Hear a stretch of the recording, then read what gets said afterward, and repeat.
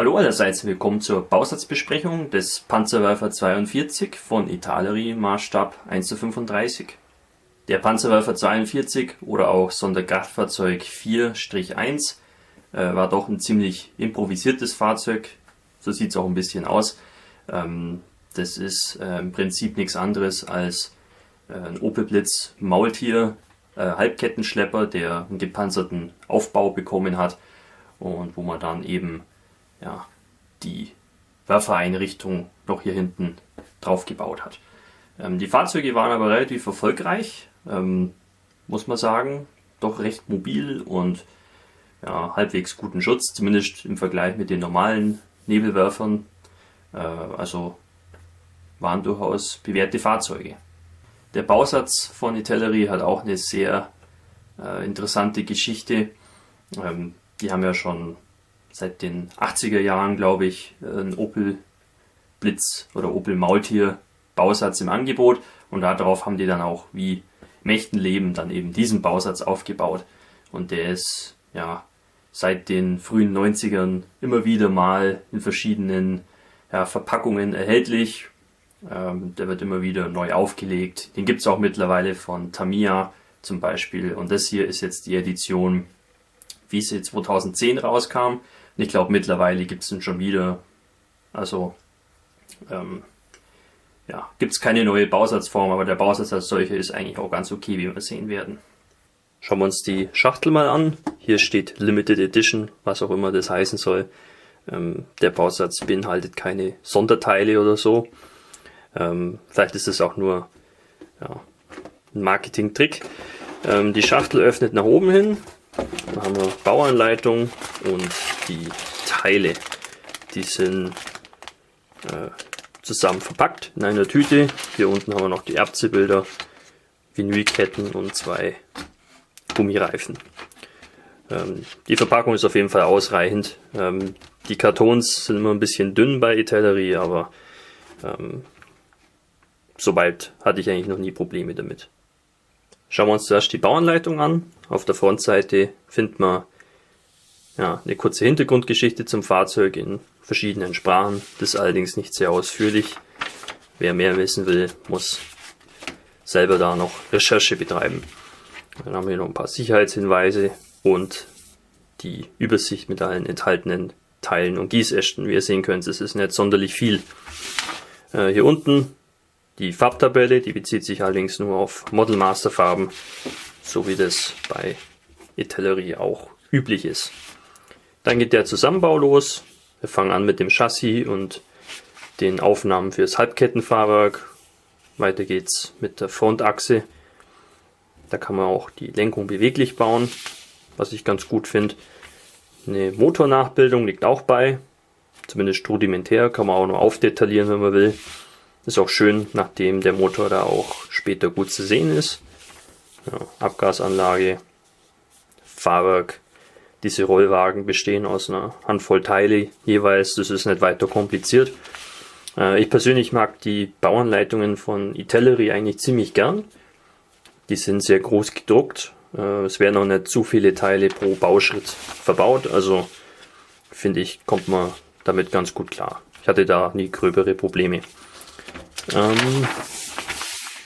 Dann geht hier der Zusammenbau der Wanne los. Hier die Unterwanne, da haben wir auch etwas Inneneinrichtung. Hier für den Fahrer und auch hier ein paar Aufnahmen noch innen. Dann kommt auch schon die Oberwanne drauf und noch ein Heck und ein Frontteil. Alles sehr einfach gestrickt. Die Staukästen und die Kotflügel vorne sind auch einteilig. Die Kette liegt als Gummikette bei. Das ist, glaube ich, nicht mehr ganz so zeitgemäß, aber da kann man sich auch mit Aftermarket-Ketten behelfen. Ja, die Außenanbauten, hier ist es ein bisschen unübersichtlicher. Es sind doch relativ viele Teile, die hier verbaut werden, aber wir haben auch viele Optionen. Zum Beispiel hier die ganzen Luken, das kann alles offen gebaut werden, wenn man will. Eine rudimentäre Inneneinrichtung ist ja auch vorhanden. Hier die Werfereinrichtung. Haben wir hier 2 Hälften. Ja, ein bisschen was zum Versäubern wird man da haben, aber nicht weiter schlimm. Das ist auch sehr einfach gestrickt. Das echte Fahrzeug war jetzt auch kein technisches Wunderwerk. Also dieser einfache Aufbau ist halt auch dann im Bausatz wieder gespiegelt. Ja, und dann haben wir hier noch die letzten paar Teile und dann ist das Ding eigentlich schon beieinander. Und wir können weiterschauen zur Bemalungsanleitung. Wir haben da 2 Fahrzeuge vorgeschlagen. Das erste, irgendeine Einheit, ist nicht näher spezifiziert. An der Ostfront 1944 im typischen Dreifarbanstrich. Und das zweite Fahrzeug ist Sandgelb an der Westfront 1945. Und das wäre es auch schon. Ja, typische Anleitung für Itellerie. Damit lässt sich ganz gut arbeiten. Schauen wir uns jetzt die Bauteile an. Hier der erste Gießast mit den Wandteilen, Motor und was so ein bisschen zum Fahrwerk gehört. Schauen wir mal die Oberwanne an. Ja, die Teile sind sehr glatt. Kaum Textur, ein paar kleine Nieten sind da.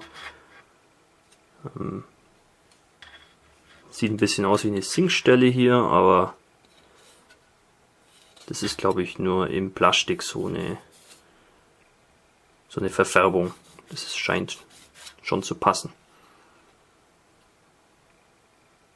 Ja, da ist nicht viel dran. Die Teile sind ganz schön gemacht, kaum Fischhäute zu sehen.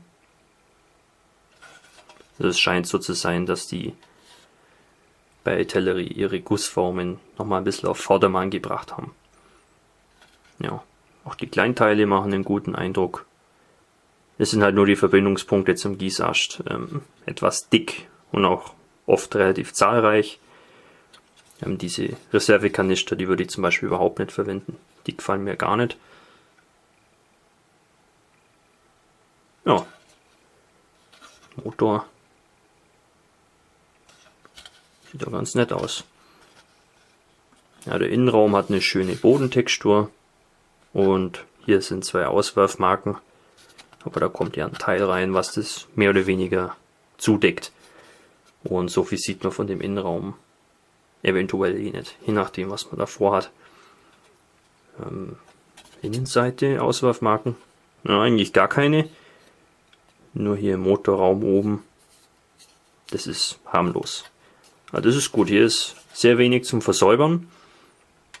Ich denke, das nimmt uns auf jeden Fall eine Menge Arbeit ab. Der zweite Gießast ist auf jeden Fall deutlich vollgepackter mit Teilen. Da weiß man gar nicht, wo man zuerst hinschauen soll. Ja, hier die Laufrollen, das sieht ganz gut aus. Bisschen Grat hier vorne. Ist aber harmlos. Kann man mit dem Messer leicht abschaben. Ja, hier die Werferrohre mit den Verkabelungen zum Zünden. Das sieht eigentlich ganz schön aus. Wir haben ja auch hier ein bisschen Grat und Fischhaut. Ist aber auch nicht weiter schlimm. Ist jetzt auch nicht die unbequemste Stelle zum Entfernen hier. Das ist schon in Ordnung. Ja, die Staukästen seitlich sind alle geschlossen. Bei, ich sage mal, Bausätzen neueren Datums wäre das alles separat und man könnte es offen darstellen, aber die meisten Leute machen das sowieso nicht. Na, hier haben wir noch die Raketen. Ja, die sehen ein bisschen knuppeliger aus. Wird sich aber bestimmt verwenden lassen. Ja, das Werkzeug ist jetzt nicht so toll. Das sieht schon sehr veraltet aus. Aber da kann man durchaus auch irgendwelche Restteile verwenden, die man von irgendwelchen neueren Tamiya-Bausätzen oder Dragon-Bausätzen über hat. Und dann kann man das Modell punktuell noch ein bisschen aufwerten. Ja, das ist eigentlich ganz schön gemacht hier. Ich sehe hier keine gröberen Mängel oder irgendwas, was stört. Da ist es nicht der neueste Bausatz, das sieht man. Aber damit lässt sich auf jeden Fall was machen. Und die Qualität stimmt eigentlich auch. Die Ketten liegen hier so als Gummiketten bei. Bei Itellerie ist da die Qualität meistens nicht so toll. Die hier sind gar nicht mal so schlecht. Das sind diese Panzer 1 Ketten. Das Zeug ist nämlich gar nicht mal so weich. Also hier diese Führungsszene, das ist alles recht steif. Lässt sich also auch gut bemalen. Und die Detaillierung ist eigentlich auch in Ordnung, vor allem hier an der Innenseite, das sieht gar nicht so schlecht aus. Das einzig Blöde ist halt, dass man da schlecht einen Kettendurchhang darstellen kann. Das sind ja im Prinzip nur die Panzer 1 Ketten. Das ist, glaube ich, sogar dasselbe Gießast wie auch beim Italeri Panzer 1 Bausatz beiliegt. Ich habe mir da schon einen Ersatz besorgt von Friol, die Panzer 1 Ketten. Steht sogar drauf, für Maultier geht's auch. Also das ist sicherlich eine sinnvolle Investition, was dem Modell auf jeden Fall zu deutlich mehr Detailfülle und Realismus verhilft. Aber die Ketten als solche, wenn man jetzt ein Anfänger ist oder wenn man irgendwas Spezielles vorhat mit jeder Menge Schlamm oder so, in einem Diorama könnte man die eigentlich auch verwenden. Also ich sehe da eigentlich kein Problem. Die Vorderreifen liegen hier aus diesem weichen Gummi oder Plastik bei. Und da muss ich sagen, die finde ich jetzt nicht sehr schön. Ja, hier so eine komische Trennnaht. Und ja, ansonsten auch ein bisschen gratig. Hier auch so eine unschöne Sinkstelle. Ja, also man kann es verwenden, sicherlich, aber heute ist man auf jeden Fall höhere Qualität gewöhnt. Der Abziehbilderbogen fällt relativ klein aus. Viel gibt es hier eigentlich nicht zu sehen. Ein paar taktische Markierungen und Nummernschilder. Der Trägerfilm ist jetzt auch nicht zu groß. Scheinen auch sehr dünn zu sein. Ja, lässt sich verwenden. Ich denke, das sind nicht die schlechtesten Abziehbilder, die es gibt. Obwohl die Bausatzform eigentlich schon ziemlich alt ist, macht der Bausatz auch heute noch eigentlich keine schlechte Figur. Ja, das Werkzeug, die Ketten und die Reifen, die sind jetzt nicht zum Niederknien, aber damit lässt sich zur Not auch arbeiten. Und wenn man will, kann man das relativ einfach verbessern und ersetzen. Also da spricht überhaupt nichts dagegen. Ansonsten sind die Teile größtenteils sehr schön gegossen, kaum Auswurfmarken oder sonstige Probleme. Und ich weiß auch aus Erfahrung, dass diese etwas älteren Italeri-Bausätze auch sehr gut zusammengehen. Also ich rechne da jetzt nicht mit gröberen Passproblemen. Da der Bausatz auch relativ einfach im Aufbau ist, ist es auf jeden Fall auch was für Anfänger. Und der Bausatz ist auch nicht übermäßig teuer, je nachdem wo man schaut. Gegenwärtig, glaube ich, zahlt man da so 25 € oder so. Der Bausatz wird mit jeder Neuauflage immer ein bisschen teurer. Also früher hat er mal, glaube ich, 19 € gekostet oder so. Und wie es früher war zu Marktzeiten, weiß ich schon gar nicht mehr. Also wenn man so ein Fahrzeug mal bauen will, dann macht es vielleicht Sinn, den eher früher zu kaufen als später zu kaufen. Und wenn man dann schaut, zum Beispiel Tamiya hat ja auch im Angebot und da wird er wahrscheinlich noch deutlich teurer sein. Also ist so ein Flohmarkt-Bausatz, den man gern mal irgendwie auf Ausstellungen für wenig Geld bekommt. So habe ich zum Beispiel gemacht bei dem Ding. Ein paar Euro hier und da und schon hat man so einen Bausatz erworben. Und dann kann man sich da auch die Friol-Ketten und so problemlos leisten dafür. Soweit so gut. Ich hoffe, euch hat die Vorstellung gefallen und wir sehen uns wieder im nächsten Video. Euer Hami Kawakas.